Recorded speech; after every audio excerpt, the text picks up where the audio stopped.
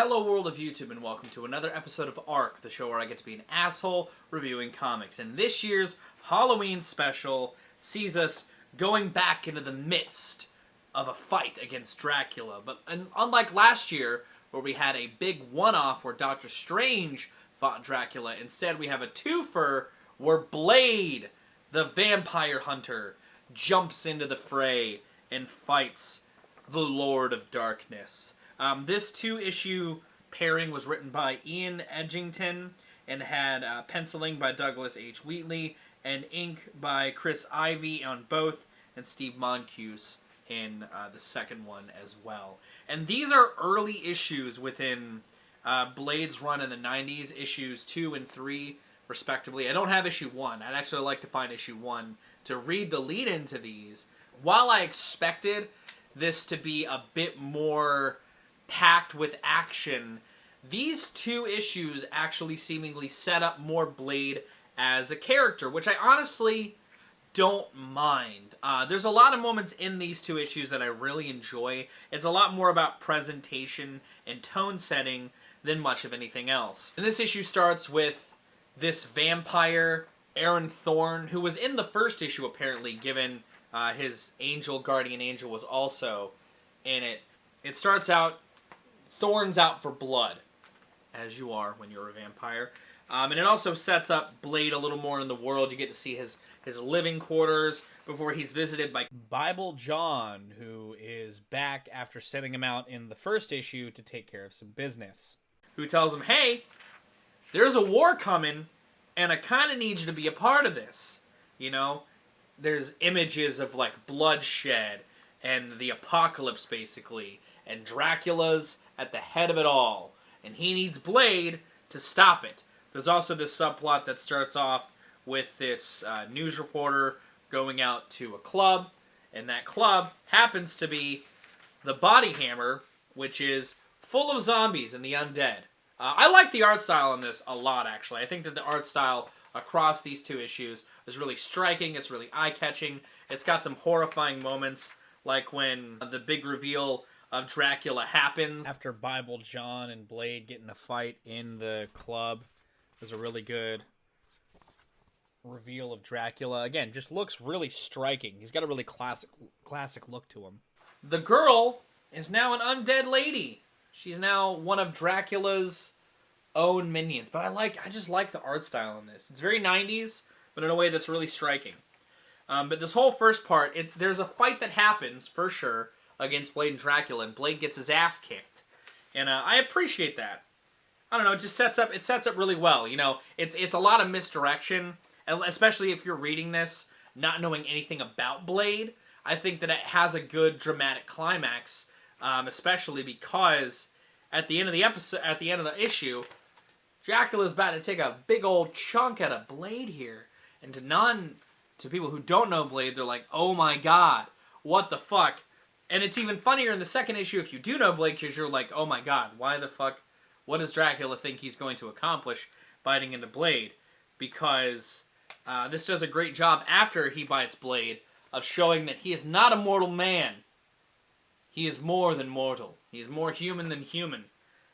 He is a Dampier. He's like a half vampire. And even Blade's like, Dracula knows this. What the hell's going on? So it is even planting more mystery, that things aren't quite what they seem.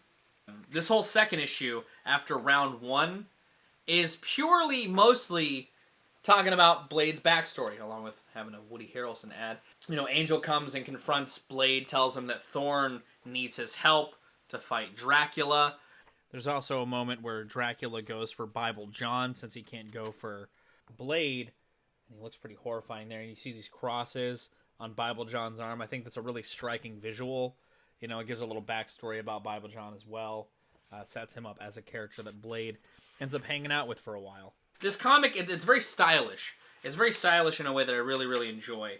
You know, the way Dracula looks is really frightening. It's a good drawing of Dracula. I think he looks better in this than he did in the Doctor Strange comic. I like how, with Blade realizing that he was set up by Thorne to take out Dracula, he's pissed about it and has him try to take him out himself. There's this whole setup of Thorn and Dracula then going at it, and it's a fun little fight scene.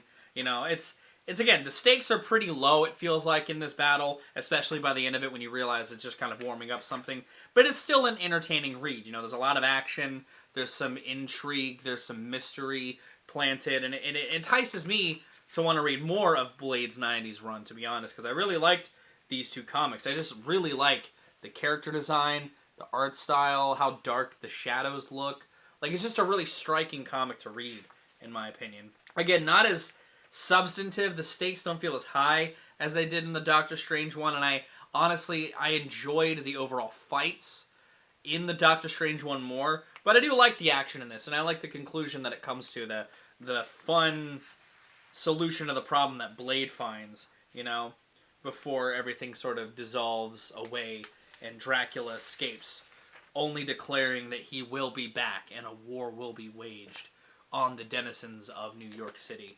But overall, these two comics, they're not bad. They're very much set-up comics. They feel like they're, similarly to the Storm Warnings arc, they feel like they're building towards something more. But I feel like these comics actually are followed up in a meaningful way. I haven't read those. So I'd like to actually find the round 3, as it were, the continuations to this, and read them and see if anything gratifying comes out of it, because it feels like it really does. It doesn't at the end of this issue. The end of this issue sets up like another story, or they say that they're gonna just fight other vampires. But I'd like to find the arcs where Dracula comes back and he's back for blood, back for Blade's blood. But these are decent setup comics, and I feel like they got me salivating for more without leaving me feeling empty. You know, because the action in here is really nice. I enjoy the imagery. You know, there's a sequence with rain. I think the rain sequence looks really cool. I like when Thorn goes to fight Dracula. I think that battle looks really cool. You know, I like the images whenever Dracula bites Blade and you see, like, visions of his past. I like all that stuff. The visual style in this is cool, and it fits the sort of gothic tones that these comics are clearly aiming for. And I think that it's a good read. I don't regret buying these, but I definitely want more now. Do you like Blade? What are your thoughts on Blade? Again, if I were to compare the two Dracula fight comics, I actually like the Doctor Strange one a little more, but this satiated my desire for vampiric comic delight. What do you think about Blade? Do you like Blade? Do you like Dracula? Let me know in the comments down below. Do you miss this show? Do you wish I made it more? Let me know in the comments down below. If you did like this episode of ARC, be sure to give it a like.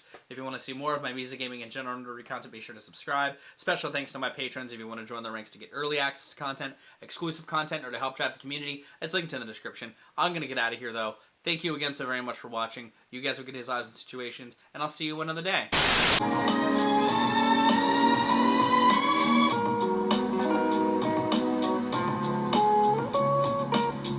You